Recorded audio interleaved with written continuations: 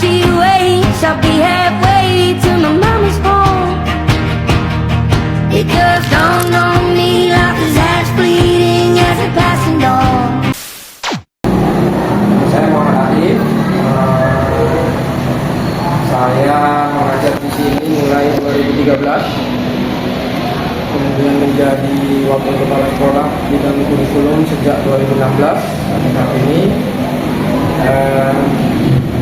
Kebetulan saya juga dari prodi kimia UNED. Mungkin itulah itu saja pengenalan saya. Di sini Pak, dalam 5 tahun terakhir ini, sudahkah kurikulum apa saja yang telah disampaikan setelah PA ini? Dalam 5 tahun terakhir kita memakai dua kurikulum, dua kurikulum 2013 sekitar 3 tahun yang lalu, 2 tahun yang lalu. Kemudian mulai tahun ajaran 2024 sampai saat ini kita pakai kurikulum TK. Di kurikulum tersebut, Pak, mana lebih mudah untuk mengajar dari segi KBP-nya atau modul ajarnya? Kalau dari segi modul ajar yang mungkin lebih efektif, saya rasa di kurikulum Merdeka. Karena di kurikulum Merdeka guru tidak lagi dibebankan dengan administrasi yang ribet. Jadi kita hanya berpatokan pada CP, kemudian ATP, modul ajar dan lain sebagainya itu desain oleh guru masing-masing. Artinya kita diberi kebebasan untuk menentukan metode dan media apa yang mau dipakai. Boleh nggak Pak, penjelasan sedikit tentang administrasi yang tadi Bapak bilang itu? Di kurikulum 2013 itu kan banyak ya, kita berpatokan hanya dari silabus kan gitu. Sedangkan tidak ada baku tentang apa namanya dulu RPP, ya, kemudian ada media. Kalau dulu RPP-nya kan harus ada media di dalamnya, kemudian ada ringkasan materi yang tebal-tebal lah istilahnya RPP-nya. Yang kebanyakan RPP itu dibuat oleh guru setahun sekali. Kemudian ya udah jarang dilihat lagi. Kalau di kurikulum Merdeka kan kita berpatokan pada CP yang luas berdasarkan fase. Apalagi di kelas di SMA itu ada 2 fase, ada fase E dan F.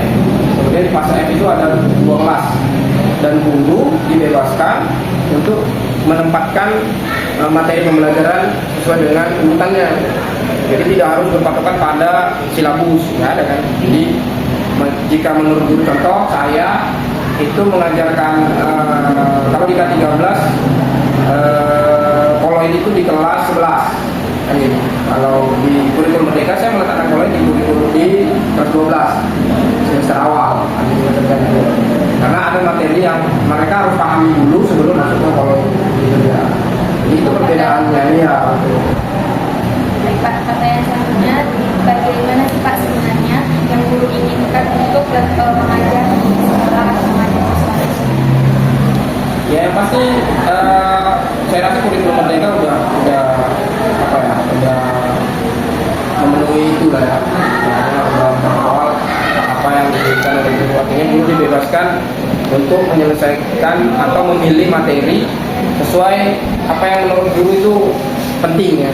Ya kita pakai metode yang urgensi kan, keterlanjutan, kemudian mana yang esensial. Jadi guru tidak lagi dalam tanda kutip mengejar capaian kurikulum. Jadi guru dibebaskan untuk ada satu materi yang menurut mereka penting, itu yang mereka perdalam, dibantu lagi dengan kokurikuler itu sendiri kan. Kalau di kimia saya seperti laju reaksi koloid, kemudian di kelas 11 ya itu keseimbangan, kemudian KSP itu kan hal-hal yang sangat dekat dengan murid. Nah itu materi-materi yang saya utamakan, yang nantinya kokurikulernya kita menggunakan bahan-bahan yang ada di sekitar murid. Jadi mereka lebih paham ini gunanya ini loh, terutama kan termokimia ya. Termokimia itu kan berurusan dengan kita sistem fisik tubuh. Karena selama ini banyak yang masih salah tentang apa itu demam. Kan di termokimia kita ajarkan kepada anak-anak, kepada murid bahwa ya sebenarnya itu ini loh. Ada sainsnya, nggak asal kompres aja gitu. penjelasan. Iya, ada penjelasan secara sains, ada ilmiahnya. Jadi itulah kurikulum merdeka mampu memenuhi itu. Jadi guru tidak lagi ibaratnya kurikulum memberikan ini loh materi yang mau diajarkan, pilih aja gitu. Mana yang menurut guru mana yang urgensi, esensial, silakan pakai. Mungkin saya rasa seperti itu. Itu yang diinginkan guru lah saat ini. Dari simpel. Iya, simpel lah. Pak, apa sih Pak tantangannya kalau dari segi menghadapi siswa-siswinya yang dimana kan kita tahu Pak kurikulum pendidikan di sini sangat sering berganti Pak. Apa sih Pak tantangan bagi guru dalam menghadapi hal tersebut dan juga menghadapi siswa-siswi yang mungkin belum beradaptasi dengan hal itu? Kalau menurut saya kurikulum itu kan hanya acuan. Saya tinggal apa ya, menerapkannya aja gitu sesuai dengan apa yang mereka inginkan. Itulah tadi pakai modul ajar apa yang dimau buat gitu. Seperti itu. Jadi perubahan kurikulum saya rasa tidak terlalu signifikan bagi murid karena yang mereka tahu kan yaitu yang diajarkan, tinggal gurunya tantangannya. Di kurikulum merdeka itu kan guru harus lebih kreatif ya, apalagi yang kita hadapi saat ini kan murid-murid dengan digital natif ya. Itu saya rasa tantangan guru demikian. Jadi guru yang sekarang, guru yang saat ini harus bisa masuk ke dunia murid dengan bantuan media. Apalagi kita sudah diberi IEP, kita sudah diberi Chromebook. Yang mau tak mau, suka tak tidak suka, kita harus ikuti perkembangan zaman. Nggak ada lagi istilahnya guru mencatat di papan, mendongeng. Itu ya jangan salahkan muridnya untuk kue aja. Iya betul. Kalau saya dari bidang kurikulum ya, saya rasa kurikulum merdeka ini sudah sangat baik lah ya. Mungkin kalau pakai kata sempurna mungkin masih jauh. Karena kita tidak bisa mengukur capaian kurikulum itu dalam waktu setahun 2 tahun kan. Iya, sesuai dengan instruksi dari Bapak Presiden kan mungkin bisa kita lihat nanti 2045. Tinggal bagaimana sinergi antara Kementerian Pendidikan dengan guru ini sekarang. Saya sih saya berharap kurikulum merdeka ini tetap dipertahankan untuk 5-10 tahun yang akan datang. Mungkin kalau berubah lagi ya kami para guru mungkin adaptasi lagi. Mungkin itu saja yang bisa katakan Pak. Terima kasih untuk waktu yang sudah terima kasih sudah datang dengan hari. Terima kasih ya Pak. Saya bisa ada Syafiq. Sudah berapa lama di 3 tahun. Makanya salah itu. dalam 5 tahun terakhir ini sudah 3 tahun. Sudah berapa kurikulum yang dipakai? Misalnya apa saja? 5 tahun ya? 2 deh kayaknya. Apa saja? Dekat 13 sama mereka. Lalu mana yang lebih mudah kurikulum yang untuk diajarkan Mudah kalau ya. dari segi Tapi baru ya semua lebih praktis aja. kurikulum merdeka? Ibu dari kurikulum merdeka ini kendala apa yang Sebenarnya dari semua ya, baik mau modul, ATP segala macam, nggak ada sih, soalnya banyak contoh ya gitu ya. Pengaplikasiannya juga sebenarnya nggak sulit. Sekarang ini tantangannya di siswanya. Di siswanya masalah minat belajar, motivasinya sangat kurang. Itu aja. Kalau menurut kita kelebihan dari kurikulumnya apa? Sebenarnya banyak kelebihannya. Jadi kalau untuk kurikulum merdeka ini sebenarnya mempermudah kita nih sebagai guru ya, karena lebih berpusat ke siswa. Oke. Kita cuma sebagai fasilitator, kita bukan sumber utama belajar mereka, kan? Itu gampangnya, nggak yang melulu kita harus ceramah. Kan sekarang udah banyak tuh model, metode kan yang terbaru, apalagi udah sistem digital. Itu sih. Kekurangan dari kurikulumnya. Intinya sebenarnya memang bagus kalau menurut saya, hanya saja saat pembelajaran dipusatkan atau student center. Nah, masalahnya di situ tantangan paling berat. Tahu kan Gen Z kayak masih muda ya, atau tuh Gen apa ya? Si Gen Z kali ya. Nah, Gen Z akhir kayak yang sukanya apa maunya kan. Nah, di situ tantangannya. Kalau misalnya kita lakukan nggak sesuai dengan keinginan mereka, sulit. Jadi kita pintar-pintar pilih model, metode dan teknik apa yang kita pakai. Oke, ada lagi? Ada nggak saran Banyak sih aplikasi belajar ya, tapi emang dasar minat siswanya. Kali aplikasinya dibuat kayak lebih menarik aja. Digital Ninja, oke. Itu aja sih. Anak-anak sekarang suka yang digital Ninja. Nah, di sini kami mau bertanya Bu, dalam 5 tahun terakhir ini sudah apa saja sih Bu yang digunakan di sekolah? Kalau di sekolah ini karena kan saya baru juga, yang setahu saya pertama itu saya masuk itu masih K13, baru masuk kurikulum merdeka. Ibu sorry tadi kalau boleh tahu Ibu sudah berapa lama mengajar, mata pelajaran yang Ibu ajarkan dan nama Ibu kalau boleh? Saya baru 3 tahun mengajar, maksudnya Ibu Suci Prisciasti. Saya baru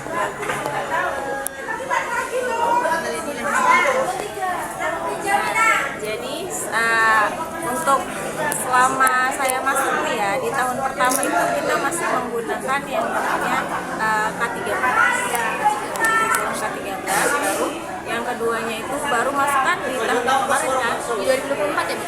2024 kita baru menggunakan kurikulum merdeka. Baik Bu, pertanyaan selanjutnya yang menurut Ibu mana sih Bu yang lebih mudah untuk belajar mengajar sebagai guru dari segi RPP atau modul belajar? Kalau saya pribadi ya, kalau dia harus ngikutin ketentuan atau apapun yang istilahnya lebih mudah atau apa itu, saya lebih suka mengajar menggunakan RPP. Ini yang ketiga sih Bu. Karena kan kalau modul itu kan dia sistemnya tuh kayak ringkasan doang. Jadi kalau di RPP kan kita dijelaskan secara rinci tentang dasarnya, cara mengamatinya, intinya, Apa saja yang harus kita jalankan dijelaskan ya Bu kalau di RPP. Ibu, bagaimana sih Bu sebenarnya yang guru inginkan Ibu sebagai guru tuh yang Ibu inginkan tuh sebenarnya seperti apa Bu dalam mengajar ini dari segi kurikulum dan menghadapi siswa-siswi gitu? Iya, kalau dari segi siswa itu kan kita tahu berbagai macam karakternya siswa. Ada yang memang mereka itu minat belajarnya ada dan ada yang tidak. Jadi kalau dari saya segi kurikulum merdeka itu kan sistemnya mereka udah yang kayak nih kasih nih bahannya, mereka udah langsung cari tahu sendiri. Mereka bingung nih tujuan mereka ke sekolah itu apa. Kalau seandainya mereka cuma bisa ke sini, jadi mereka tuh lebih yang kayak lebih senang untuk yang kayak di awal pembuka kita jelaskan dulu nih, ini contohnya, jadi mereka langsung bisa yang kayak Bu ini ada soal, oh oke, kita kan tinggal sebagai guru tinggal kayak menganalisis gitu aja kan, ini salah nih, ini yang perlu diperbaiki, dan mereka tuh lebih pahamnya ke arah yang itu tadi kurikulum K13 daripada kurikulum merdeka. Baik Bu, dari saya pertanyaan terakhir dari apa saja kelemahan, kekurangan, dan saran Ibu untuk kurikulum Indonesia? Kalau kurikulum merdeka itu mungkin kelemahannya itu ya itu tadi daya tangkap, daya serap, daya ingin belajarnya siswa itu tadi kan kurang. Jadi kayak tadinya mereka itu harusnya aktif, jadi yang kayak pasif, mudah ngantuk gitu kan. Apalagi anak-anak yang namanya Gen Z zaman sekarang ya kan. Gen Z nyenggol lah gitu kan, katanya Gen Alpha gitu. Jadi mereka tuh lebih yang kayak mau tuh belajar tuh ya kita hayuk-hayukan ya, kembali lagi ke zaman yang dulu lagi. Jadi Gini Bu, mungkin kalau kurikulum Merdeka ini menurut Ibu berarti lebih cocok kalau siswa-siswinya itu punya minat belajar yang lebih besar. Jangan seperti di kita sekarang tuh, di kenyataannya siswa-siswi itu masih mempunyai minat belajar tuh yang rendah, yang harus kita kita bimbing, kita ajak baru mau. Jadi kalau di Merdeka itu berarti itu kekurangannya. Dan saran Ibu tadi Kalau yang saya lihat secara nyatanya ya, Ibu amati sebagai selama guru 3 tahun ini. nggak usah kita yang kayak berpikirnya tuh terlalu jauh, singkatnya aja lah. Kayak mereka menanggapi perihal problematik matematika. Dasarnya aja mereka tuh tidak ada kalau kita tetap bersikeras menggunakan kurikulum Merdeka. Karena itu tadi mereka tuh menangkap konsep, gak usah penjumlahan aja lah. Tidak semua anak itu mengerti. Iya Bu. Perkalian gitu kan, pembagian lagi. Ini yang namanya pembagian itu kan mereka itu kalau udah suruh namanya pembagian itu mereka pasti berpatokan dengan perkalian. Ya namanya perkalian itu kan perlu dihafal. Ya anak zaman sekarang itu perkalian itu mereka hanya hafal dari perkalian 1 sampai 3. Bisa kamu tes di mana aja mungkin ataupun ada mahasiswa atau apa gitu kalau misalnya kita tes hafalnya itu susah. Makanya kalau kita tetap berpacu ke kurikulum Merdeka ini tadi ya udah selesai. Iya kan Ibu, karena juga kalau menurut saya juga kayak gitu Bu, sedangkan dulu kita ditekankan, dipaksa, belum tentu paham gitu Bu. Apalagi kita dibiarkan, dibebaskan untuk mencari tahu sendiri. Jadi kayak ya udah gitu kan. Apalagi ya sekarang ya kalau udah ngerjakan tugas tuh paling gampang tuh apa pakai ChatGPT gitu kan. Kayak saya pribadi kalau sudah yang namanya mengajar, handphone tetap ada di depan, jadi mereka fokus dengan ingatannya mereka. Kalau cara dari saya mungkin ya kalau bisa kembali lagi ke kurikulum yang memang K13 atau kurikulum yang lama ya ayo aja gitu ya kan diperbaiki lagi ya itu lebih lagi lah ya kan semangatnya mereka, minatnya mereka belajar pasti bakalan makin muncul lagi biar mengingat yang itu tadi.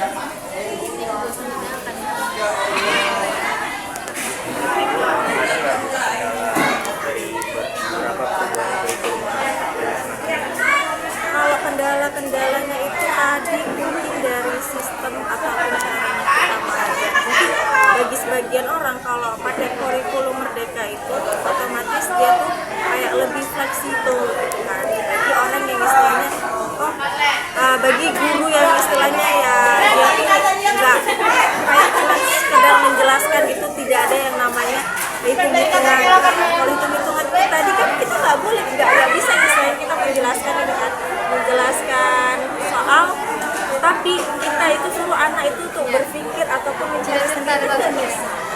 Jadi kita harus yang namanya mengajarkan ini loh dasarnya, ini harus dikenalkan bagaimana cara penyelesaian. Terus ada nggak Bu saran Ibu untuk tadi Ibu telah jelaskan?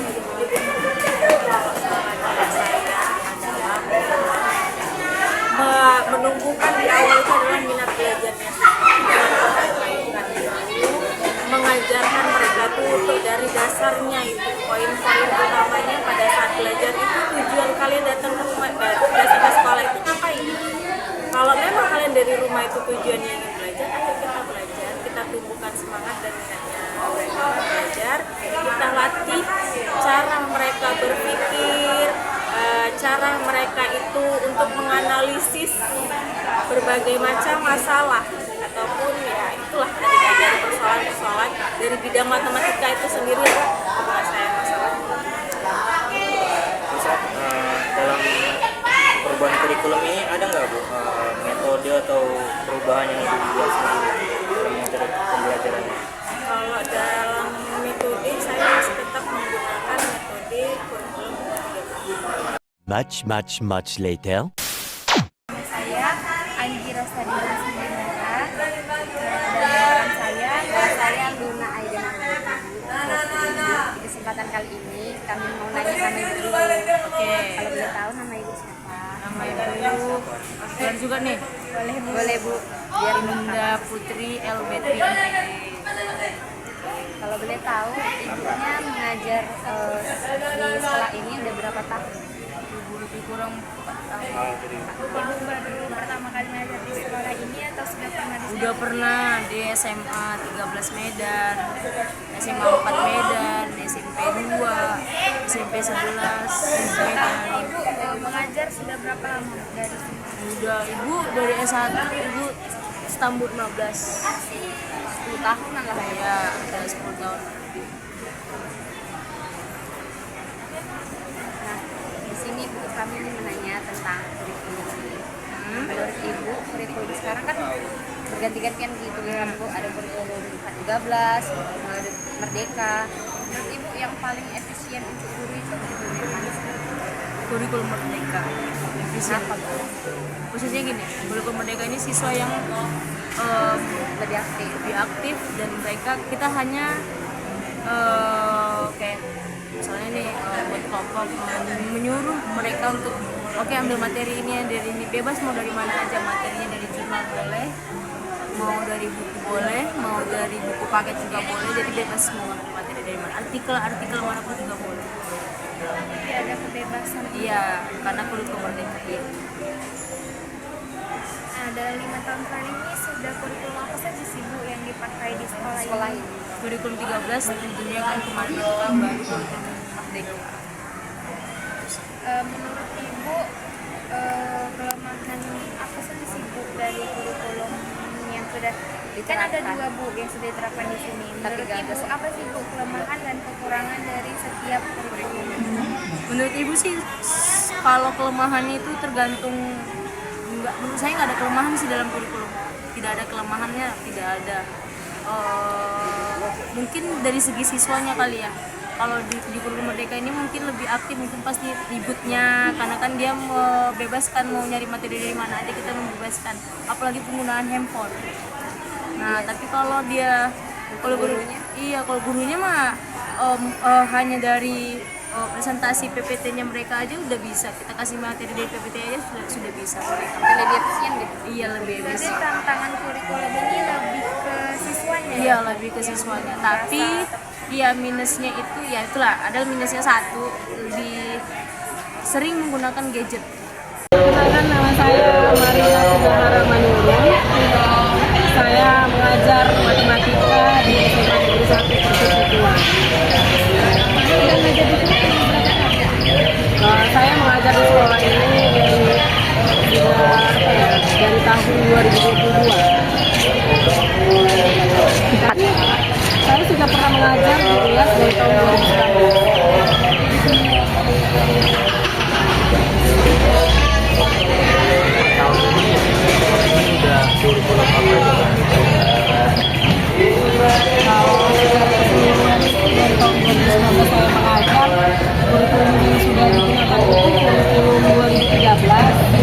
lalu kurikulum Merdeka, dan belakangan ini kami menggunakan metode deep learning.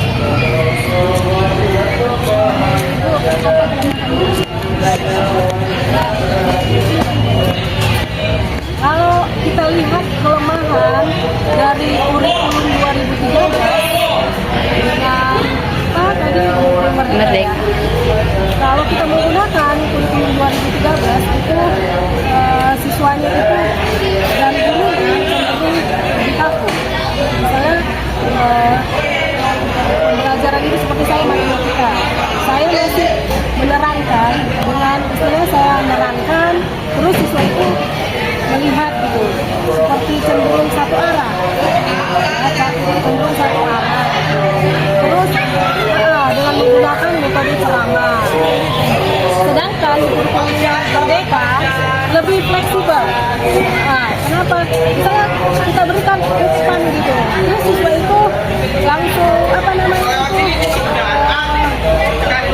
langsung menangkap materi yang kita ajarkan, langsung terus kita suruh mengembangkan. Nah, jadi kita hanya menuntun mereka gitu. Dari keduanya tersebut, Bu,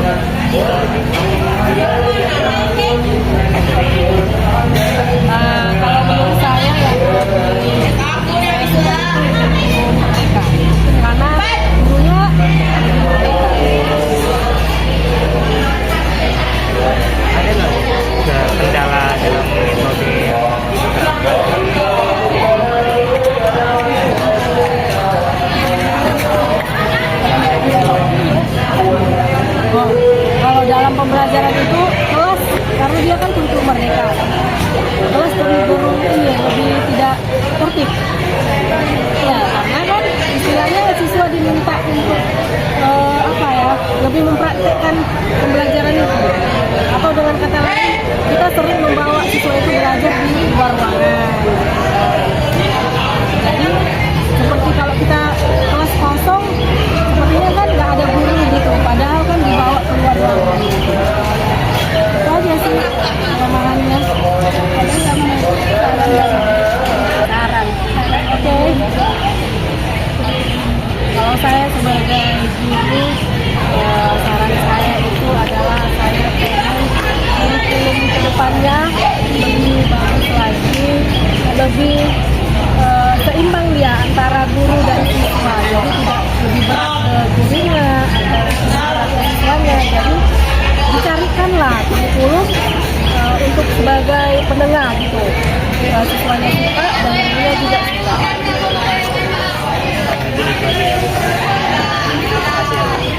Terima kasih Bu. Aulia Nusalina Pratiwi, udah 3 tahun ngajarnya. Bu, ngajar mata pelajaran apa? Mata pelajaran fisika. Dalam ini apa yang sudah dipakai di sekolah itu? Saya masuk langsung pakai kurikulum Merdeka. Nah,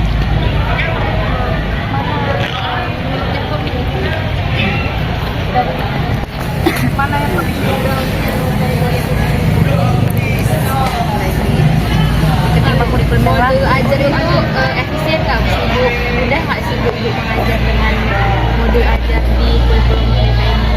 Kalau menurut saya ya, itu justru lebih mudah karena jadi acuan kita sebagai guru sebelum masuk kelas atau sebelum ngasih pembelajaran, jadi tahu materi-materi apa aja. Misalnya pertemuan pertama itu mau ngasih apa, kemudian pertemuan itu mau ngasih apa, jadi itu lebih mudah kalau menurut saya. Nggak yang nanti masuk tiba-tiba nggak tahu nih mau ngapain gitu, kan biasa gitu sih, apalagi kayak buat kita yang baru-baru gitu. Apa sih Bu kelemahan dan kelemahan dan kelebihan dari kurikulum Merdeka ini menurut Ibu? Kelebihan dan kekurangan. Kelebihannya dulu aja ya. Iya Bu. Kelebihannya itu buat siswa jadi lebih kreatif, inovatif, bisa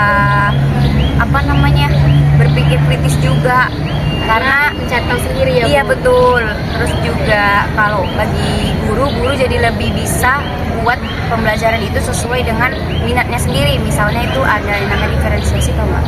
Kan ada yang sesuai, misalnya dia mau media atau audiovisual, dibebaskan. iya sesuai dengan karakteristik murid itu. Misalnya murid itu minatnya itu di bidang audiovisual, nah atau di bidang dia sukanya jurnal. Nah kita carilah jurnal-jurnal itu, kita suruh dia baca. Atau dia sukanya di bagian kayak presentasi media pembelajaran, nah kita carilah buat media presentasinya. Jadi itulah kelebihannya, kita bisa menyesuaikan sama murid gitu, Fleksibel lagi. iya fleksibel. Nah tapi kekurangannya ya, Iya. kekurangannya guru jadi lebih banyak tersita waktunya untuk menyiapkan semua media pembelajaran itu. Nah mulai dari misalnya buat misalnya nih ya, misalnya kuis nih, ada yang suka main kuis, kita buat kuis lagi, kuisis. Ada yang suka misalnya membaca, kita buat lagi teksnya. Ada yang suka media pembelajaran tentang animasi, kita cari animasinya. Jadi itu kekurangannya sih menurut saya. Guru jadi tersita waktunya untuk menyiapkan itu semua media pembelajaran itu. Yang awalnya cuma di sekolah itu cuma mengajar dari materi buku. Iya. Jadi kita harus sebelum mengajar harus mempersiapkan bahan-bahan belajar yang kita akan ajarkan. Mulai dari alat peraganya mungkin. Nah tergantung murid itulah maunya yang mana gitu. Apa sih Bu saran Ibu untuk kurikulum kita ke depannya? Sarannya apa ya? Sarannya itu kayaknya udah bagus, cuman belum cocok aja gitu di murid-murid kita kalau menurut saya. Karena menurutnya mungkin minat belajarnya itu harus yang ini ya Bu, harus Belum. dipaksakan gitu. Iya, belum buat belum ada kesadaran Iya, ini betul. untuk belajar mandiri gitu. Iya, jadi kurikulumnya itu udah pas ya menurut saya, ada cocok, udah bisa untuk yang C4 itu. Tahu ya C4? Tahu, Bu. Apa sih? Kreatif. Iya. Nah, itulah pokoknya yang C4 itu. Menurut saya udah cocok. Cuman ya belum cocoknya itu diaplikasikan di siswanya. Terutama di apa ya? Di tempat kita lah. Kalau di Jawa-Jawa sana itu kayaknya cocok lah di Jawa. Sebagian sih mungkin. Berarti Bu, tantangan terbesarnya kalau bisa saya simpulkan itu bukan pada gurunya saja, tetapi murid-muridnya Iya, yang betul. harus beradaptasi lebih gimana ya Bu? keras lagi Iya, untuk betul. belajar, Harus bisa menyeimbangi gitulah. karena ada project juga kan. Iya betul, ada project juga, jadi nggak semata-mata harus belajar pulang. Ada lagi tuh kegiatannya, terus pulangnya jam 4 kalau kami di sini. Sampai Jumat aja sih tapi. Belum lagi ekskul kan, mau pulang jam berapa lagi mereka gitu. Itu harus seimbang lah. Saran ibu cuma gimana bu tadi? Sarannya paling apa ya, perubahannya nggak ada ya untuk kurikulum merdeka ini udah oke. Cuman paling di anak muridnya aja, sama guru juga harus bisa menyimbanginya juga, karena kan guru dulu ya nggak seribet sekarang ya. Iya bu. Ya kan kayaknya guru sekarang tuh lebih ribet. Kalau guru dulu tuh enak, udah pulang ngajar pulang, bahkan jam kosong aja satu jam bisa pulang gitu. Terus sekarang kayak nggak bisa lah, banyak kali yang harus disiapin.